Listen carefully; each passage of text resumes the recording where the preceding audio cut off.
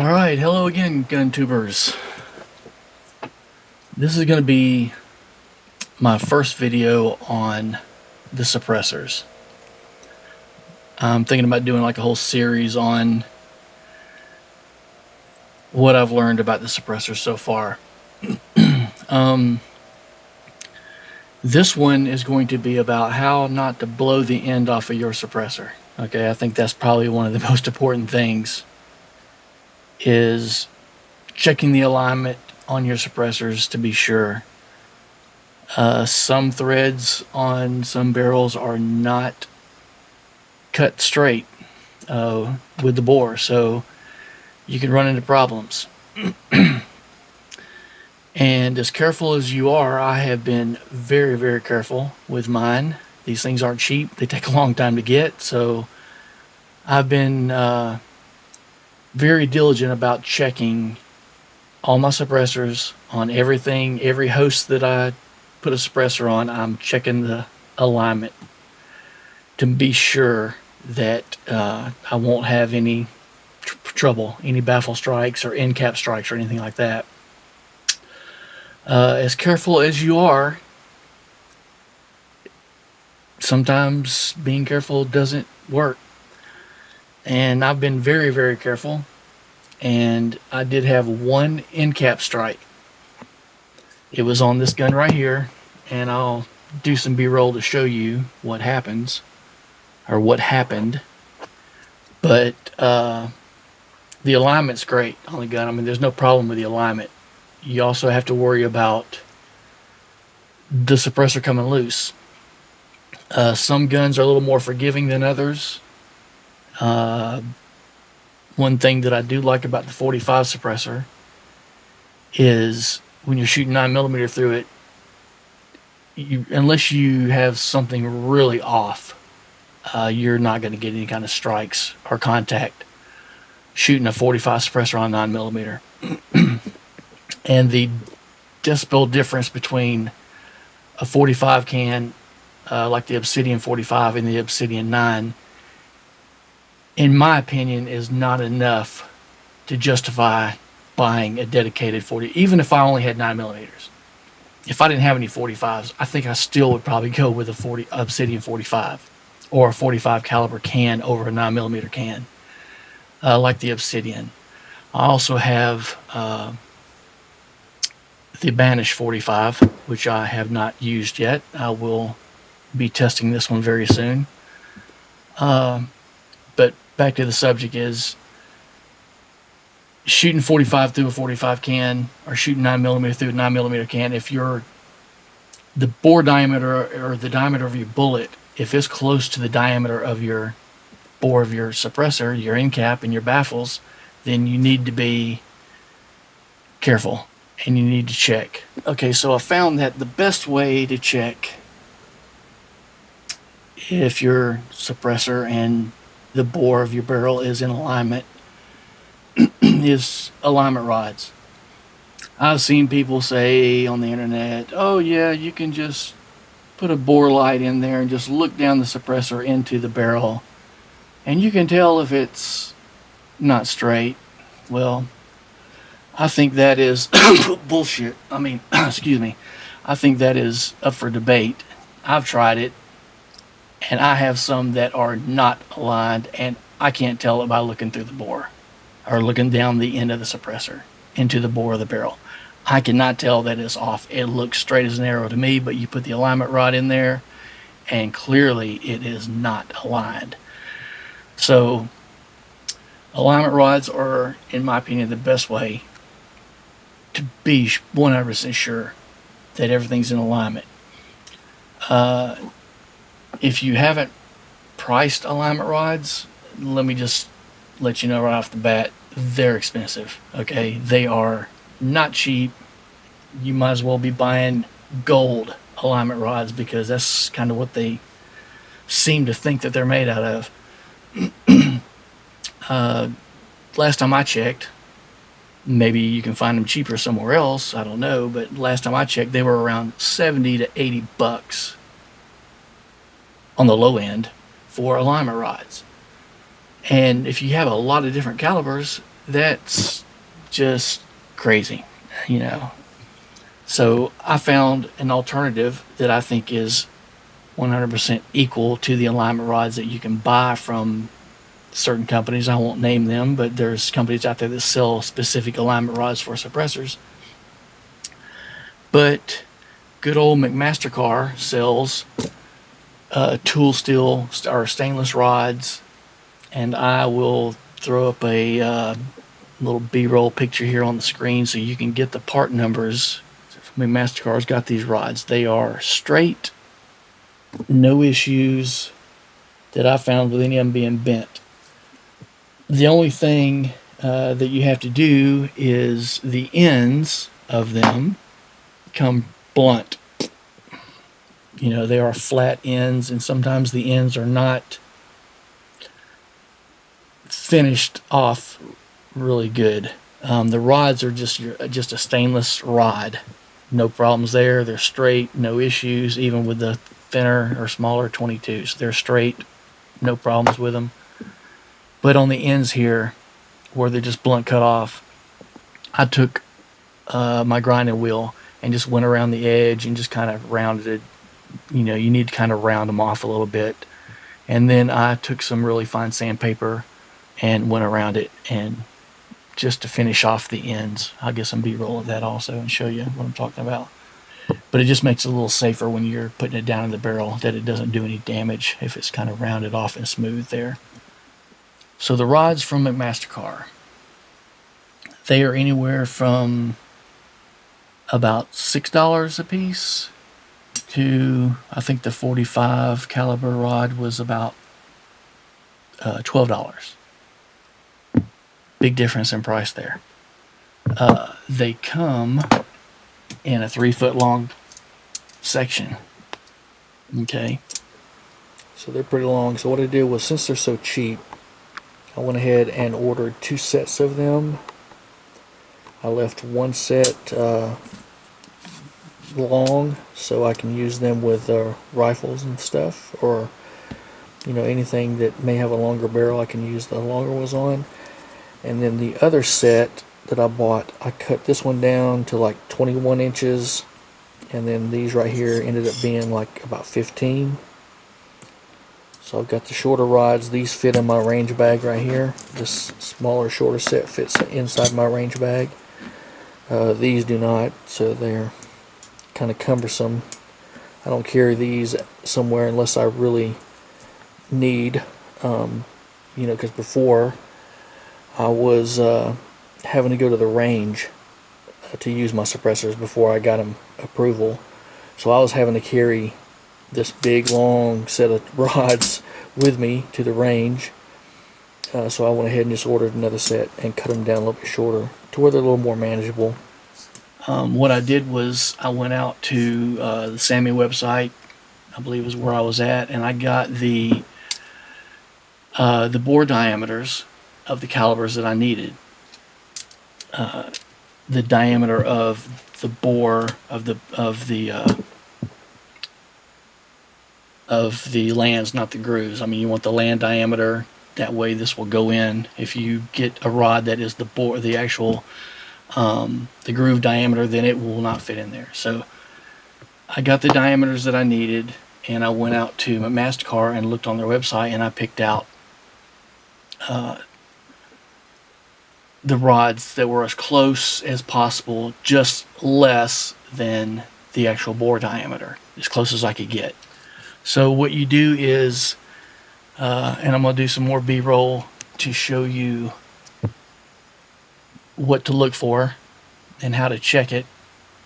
I mean, it's pretty self-explanatory, but these are 2 that I know I have issues with. I've got more, but I only need to show you these 2 just to give you an idea of what the issues are, what you need to look for. But basically, you just take the gun and grab your rod and very gently just drop it right down in the barrel. So now that I've got it all the way down in there, you can look at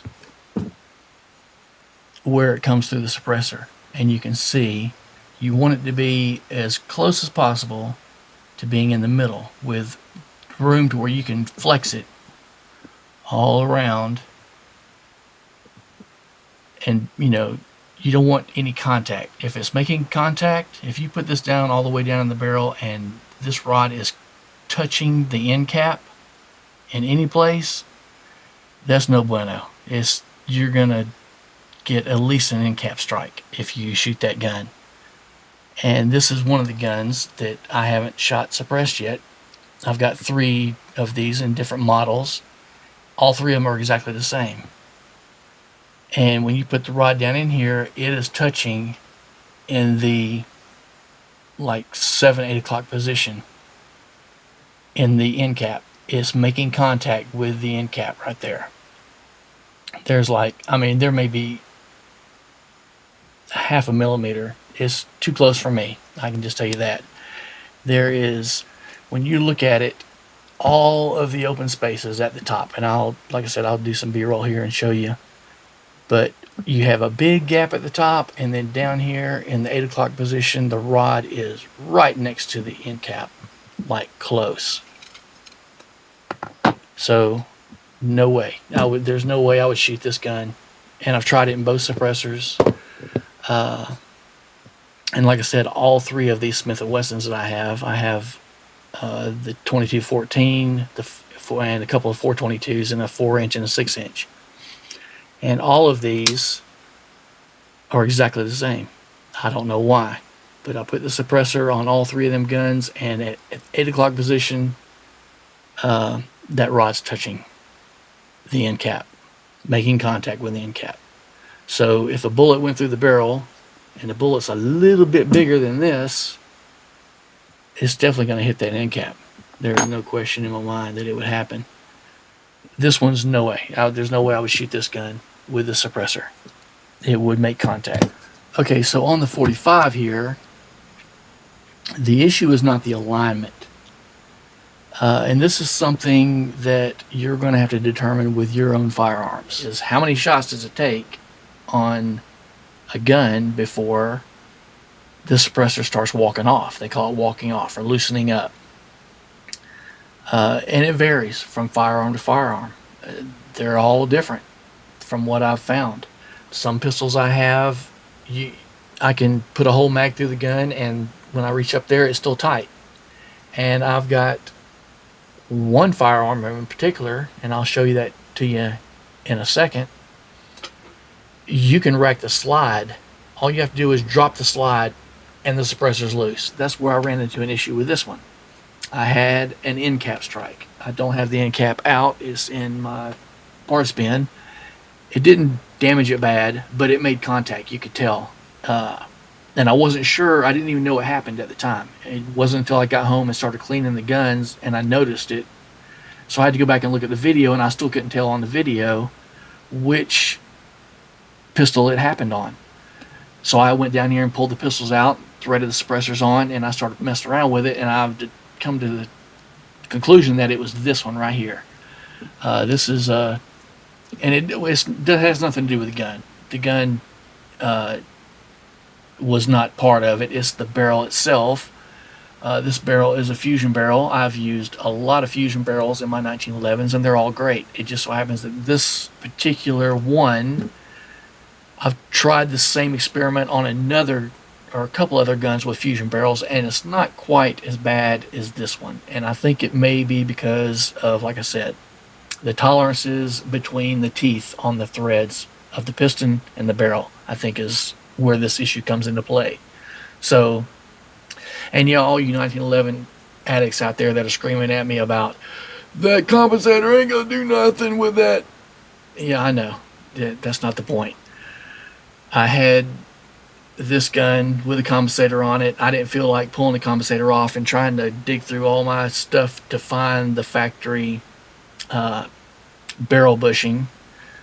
So I just ordered a 6-inch barrel and slapped it in there. That way I can just use the compensator is a barrel bushing, so that's what I use. So it works fine, and it shoots really good, and it's very accurate. But the problem is as soon as the suppressor walks off, just the slightest amount, it's all fine and dandy when it's straight. I don't know if you can see that, but I'll get some B-roll and show you. It's nice and straight there until you loosen it just, I mean, just a tenth of a turn maybe. I mean, it's not much. You loosen it just a little bit. Yeah, it doesn't take very much at all. And right there, boom, I'm making contact. I don't know if you can't tell it there, but just that little bit of looseness is enough to where this thing will wobble up and down. And see, that's not much. All I have to do is just loosen just a little bit. See right there. From there to there. There, you're not making contact. There you are. So that's all it takes. And like I said, I've tested on some of the other ones. They're not that bad. They have to go a little further before they start making contact. But this one just so happens that it loosens just a little bit and there's contact being made with this alignment rod. So I'm pretty confident that that's what happened. Because these do. Normally what I've found with a lot of the 1911s is I normally shoot 4 rounds. I try to do it at the most. Do 4 rounds, check it. Then shoot that, because normally the magazines, hold 8. If I got a 10-round magazine in there, then maybe I'll shoot 5 rounds. I normally shoot half the mag. I shoot half the mag, just reach up there, and if it's loose, just give it a little twist to tighten it back up, and then shoot the rest of the magazine out.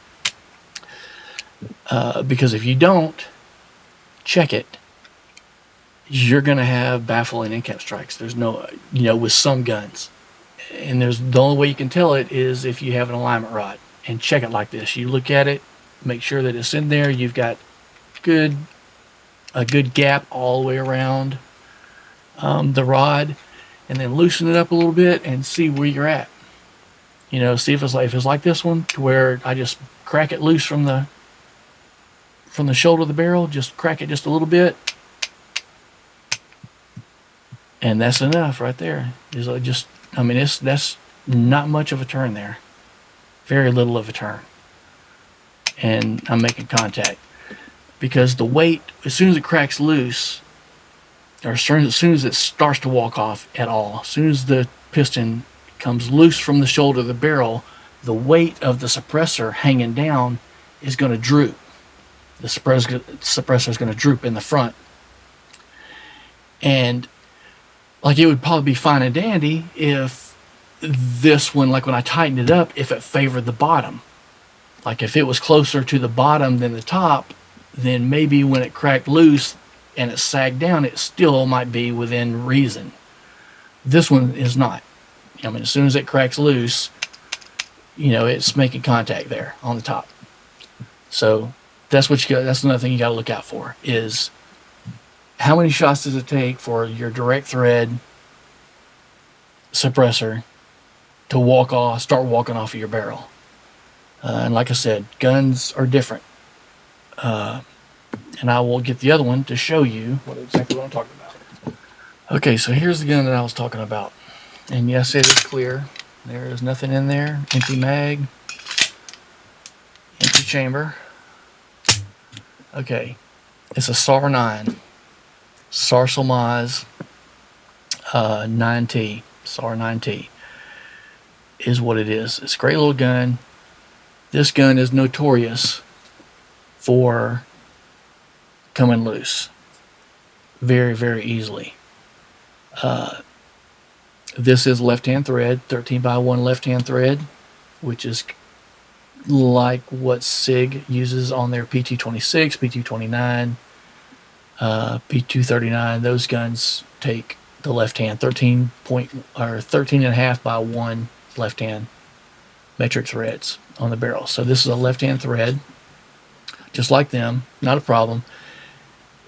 What I've heard is that the 13.5 by 1 metric threads, left-hand threads, are supposed to be better for not walking off. I don't know. Maybe that's true because my SIGs do pretty good. I mean, they normally stay fairly tight, or it takes a while before they start walking off. But this one, for some reason, I don't know if the threads are sloppy in this barrel or what, but like I said, I can tighten this thing by hand as tight as I can get it, and then you rack the slide one time and it's loose. See there? It's loose. I can tighten it down by hand and take the mag out of it, and see it's loose. It has come loose to where if I do it 3 times, it's completely loose. And this one's bad. You put a suppressor on there and you drop the slide and the suppressor has come loose from the shoulder. It has started to walk off already just by racking the slide. So this one's probably going to have Teflon tape. You can put Teflon tape on the threads to help, keep it from doing that. I haven't tried it. I just took it to the range that one time and tried it out. I noticed it when I was here that the end cap or thread protector would not stay tight. As soon as you rack it, it comes loose really easy. Because see, I've got it tight, and to get it off by hand, it snaps off. It has a little snap when it comes loose. So I'm tightening it pretty good, but you do that and see it's loose. That's all it takes is just the vibration of that slide, and it comes right loose every time. So this is my worst offender out of all the guns, is this one right here. It's going to have Teflon tape, or maybe go with something I was thinking about doing, like the Griffin Armament, the Easy Locked or Cam Lock systems. They have 2 different systems that look like, I think one's a little better than the other one, and it's supposed to work really good to keep it from coming loose. Because you put your muzzle device on there and torque it down to where it won't come off, and then it's kind of like a mini double tri-lug type of deal.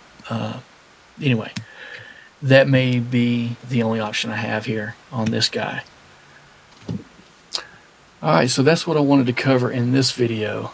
Hopefully I helped you out or gave you a little information that you may find useful. But I, just wanted to cover the alignment rods, how to check them out, the direct thread walk-off issue. I don't know if it's really an issue, but it's just inherent to the direct thread and the recoil and vibration of the gun. It's just going to happen.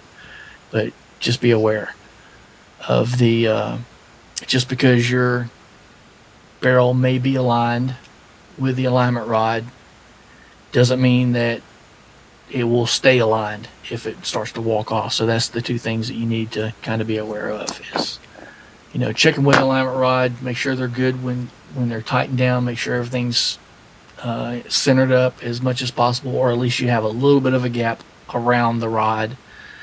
And the other thing is just be aware of the direct thread walk off. But that's it for this video. We'll see you in the next video later on.